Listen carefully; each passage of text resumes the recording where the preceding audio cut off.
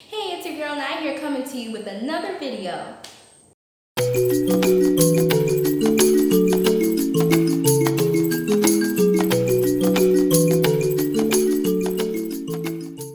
Hey, what's up everybody? Welcome to another episode of Nye's Corner. Hope you guys are wonderful and you are blessed. And before anything, you guys know what to do. Don't forget to hit that subscribe button so you can keep up with everything in Nye's Corner.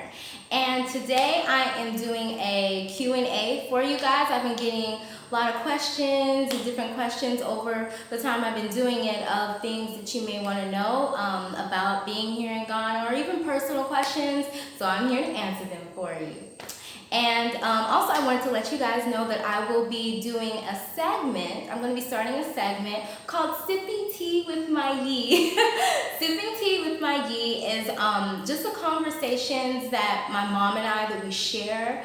I call my mom Yee. I've called her that since like Nay Hi. That's my Yee. And we're going to be going over different type of topics dealing with Ghana, such as maybe relationships, the cost of living, different things being here as a diasporan. She's coming from a slightly older woman's point of view, and I'm coming from a younger woman's point of view. And we have so many good chats. We laugh a lot. It's really informal. So you guys are definitely invited in our room for a chat. So I will be doing that probably maybe once every month, just so you guys will get familiar with her. And she gives it to you raw and uncut, y'all. She don't play around. She don't pull no punches. She's very honest and upfront. So that is going to be a start, probably starting maybe the next 3 weeks. So you guys please stay tuned for that. I will get into it of the questions that you guys have sent me.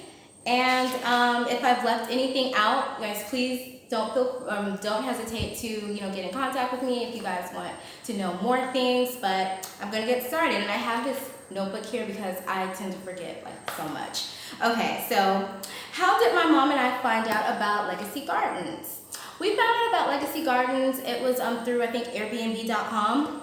My mom found out about it shortly before we moved here. She was looking kind of like at different Airbnb places, and she just so happened to stumble up on Nana Kwame. He's the guy that owns Legacy Gardens. I'm actually going to be doing a video with him soon, so you guys can see it and learn more about Legacy Gardens. And if you guys have stayed there, anybody watching the video, please put a comment of what it was like staying there. But we found out about Legacy Gardens through Airbnb.com, and she was able to get in touch with Nana directly. So it wasn't like a thing where there was a middleman. She was able to connect with him, and we were able to work something out, and that's how we found out about Legacy Gardens. And another question is, do I have a video dealing with the moving process of coming here to Ghana? I don't have a video. There really isn't a lot entailed with it. We just purchased our plane tickets. If I could remember, they were about $1,300 a piece. We flew Emirates.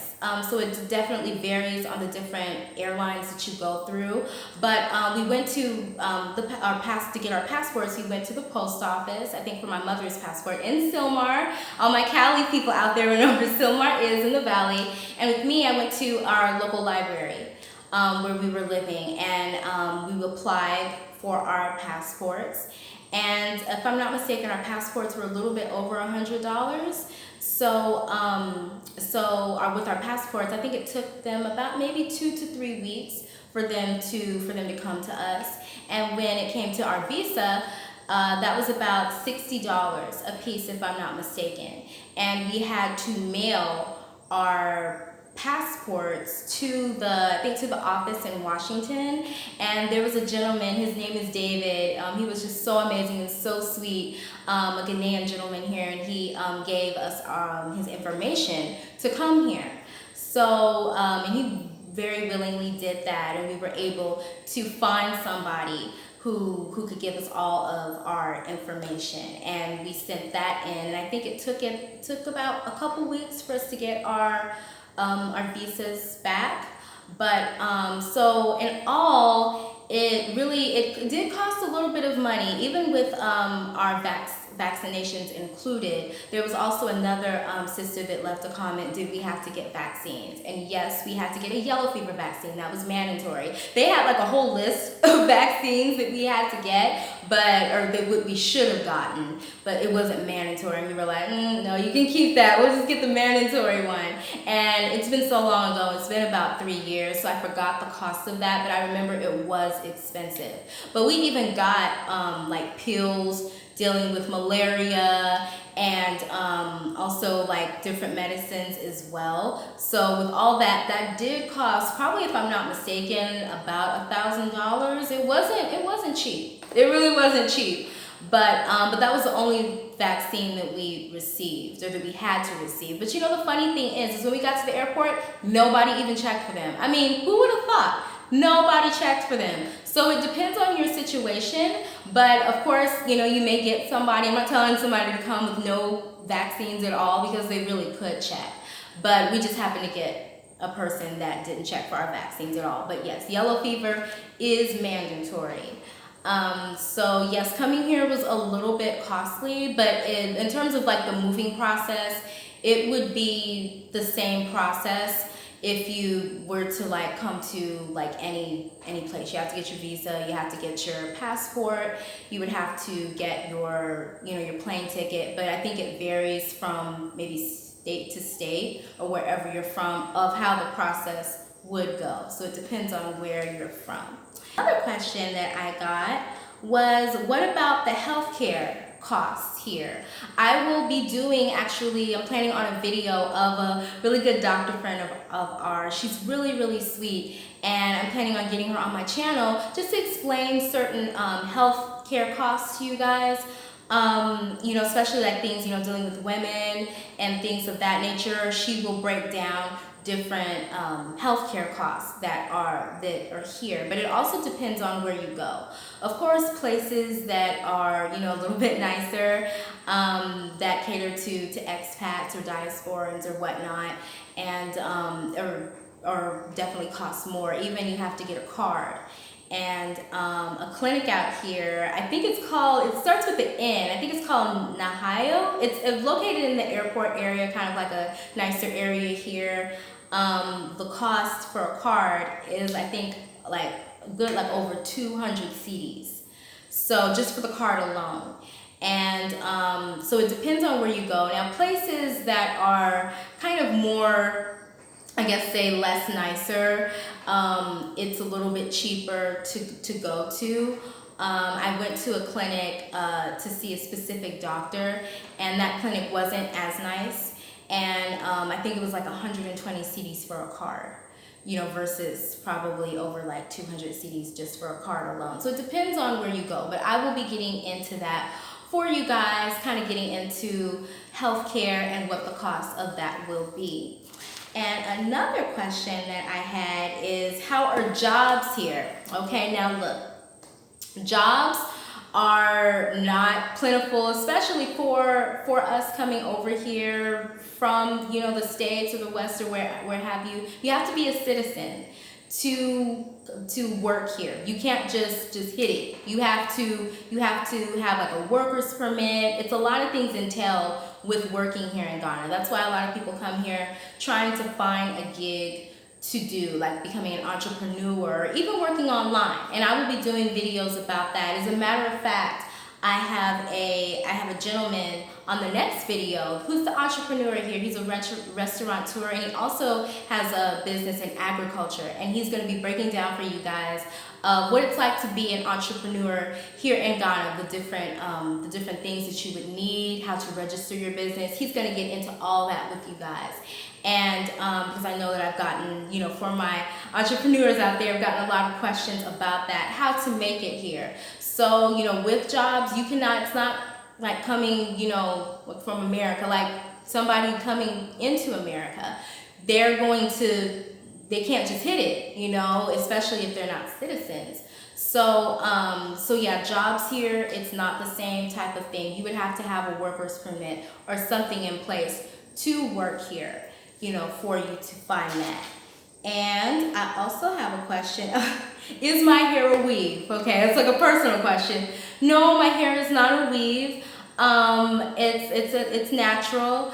It's a funny thing about my hair though. It kind of with my hair. I already had lengthy hair before I moved here, but when I moved here, it just grew by leaps and bounds because I wear my hair more natural. I don't put a lot of heat on my hair the way I used to in the States. I really didn't know how to care for it naturally till I met our dear friend Kiera that taught me, you know, how to care for my own natural hair. But if you'd like, I can even do a video dealing with my natural hair routine and kind of like what products I use on my hair. But it really shows that our hair does grow, y'all. It grows. It's just how we treat it and how we care for it. And without putting a lot of heat and a lot of other chemicals in our hair will definitely grow. But yes, this is my hair. And if anyone, I got a question. If anyone wants to start a business in Ghana, what ideas or opportunities are available that will help this person? This person is a machinist, and how can I start a business? Like I said, I will be having that gentleman on my channel for my entrepreneurs out there. It's very easy to, not easy, please stop that. It's not easy to start a business. Of course, you know, it does take work. You have to also know the market. I will be getting into a video dealing with kind of what happened to me and my mom when we tried to start a business here. It's not the same type of thing, of course, when you come from America or from the West. It is a totally different market here. You have to know the market. You can't, you know, just come here and then just start, you know, becoming an entrepreneur unless you have connections in that way. But you have to learn the market, just like anywhere that you would go. So, you know, because it's totally different.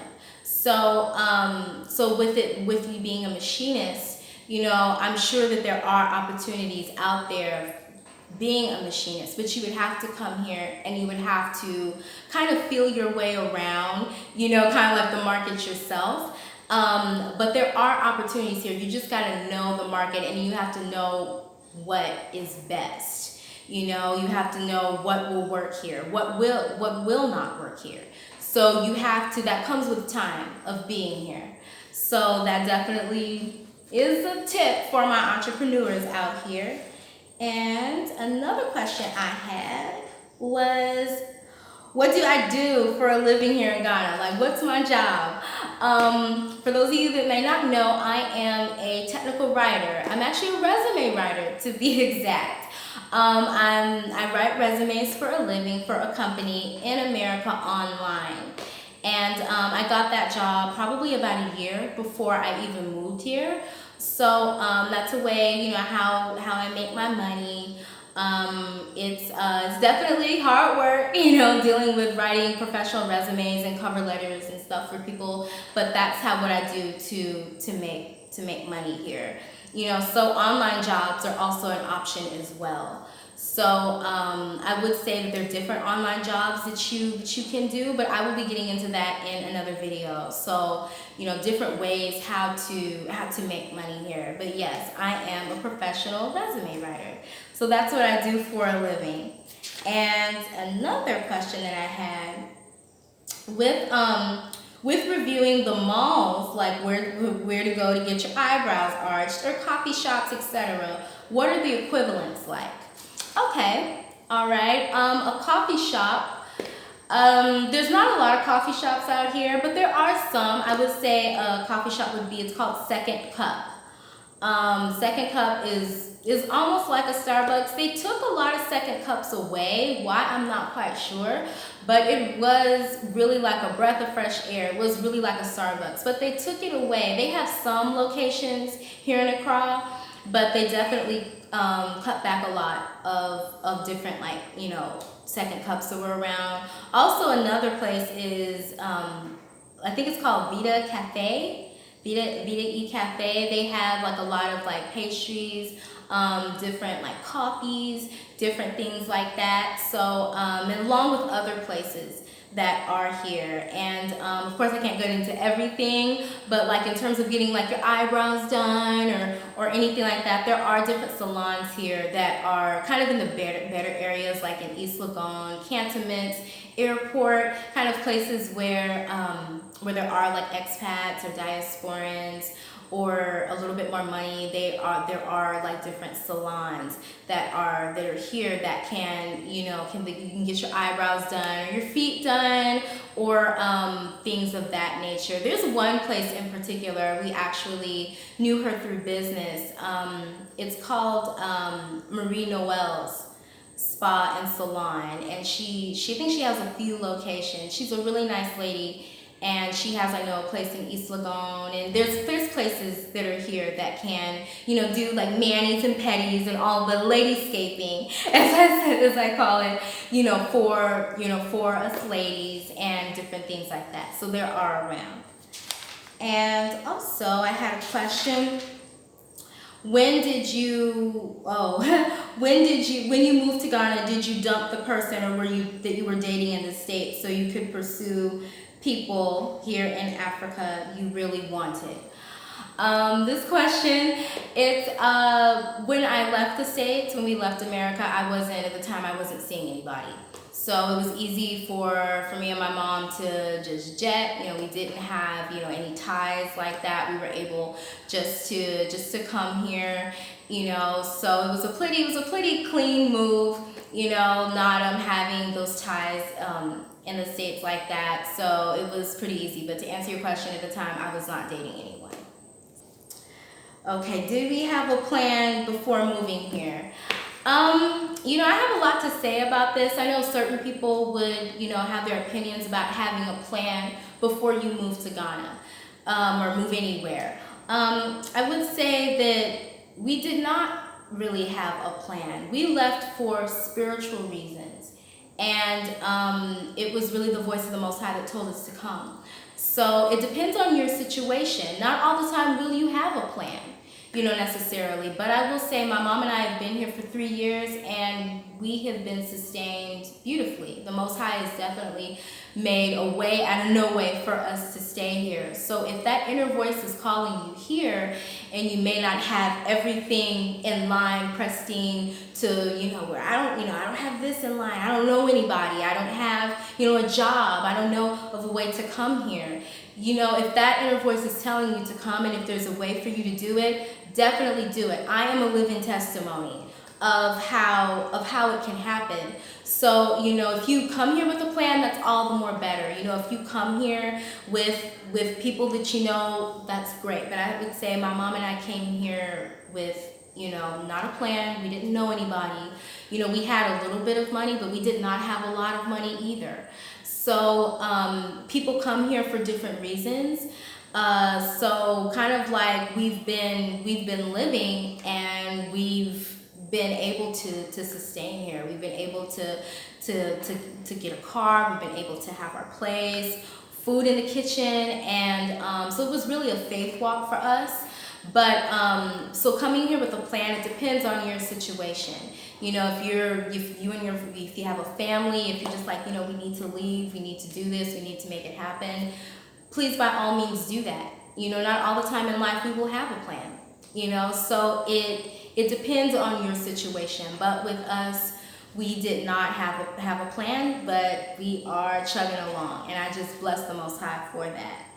And what do I miss about America? Oh my gosh, what do I miss about America? I would say, and I hope this doesn't sound shallow, I miss going to the mall. I do. I miss going to the mall. It's like I miss going to like places to find clothes.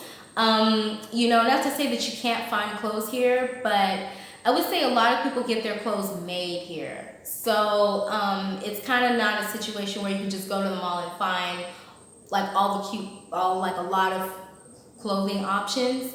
I miss kind of just say the conveniences of America. I'm not gonna lie. I miss the conveniences of America. All the stuff that's going on there though now, I don't miss. It's almost like a trade-off. You know what I'm saying? So it's like being here, being like a young woman here, of course I miss my friends. I miss that familiarity that I had, being in America, being in California. But, I would say that there's a lot of things about America that I don't miss.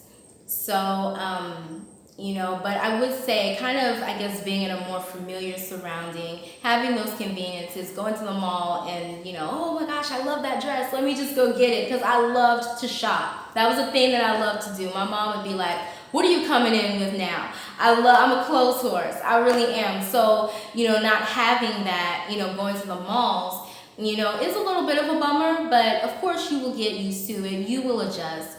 But I guess that's the Cali girl in me. But that is one thing that I do miss about America. And last but not least, how did the coronavirus affect here? Yes, the coronavirus, it did affect here, but I don't think it affected here in the way it maybe it affected people in America.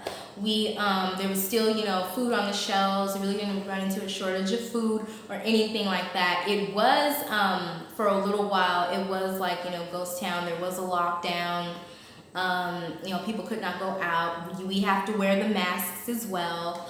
There was some things that were affected, in terms of certain businesses and things of that nature. But, I would say probably the coronavirus has affected things, globally, on a global level. But I would have to say, things are starting to get back to normal here. I don't know how long, but they are starting to get back to normal. But there were, of course, some cases that were found of the virus supposedly, and so it was about probably just about that. But other than that, the coronavirus did not really really affect us here. So those are the questions that I have. If you guys want to give me some more questions about being here, living here, I am more than happy to answer that for you. And please, again, don't forget to like, comment, and share this information with others. And I will see you guys in the next video. Bye.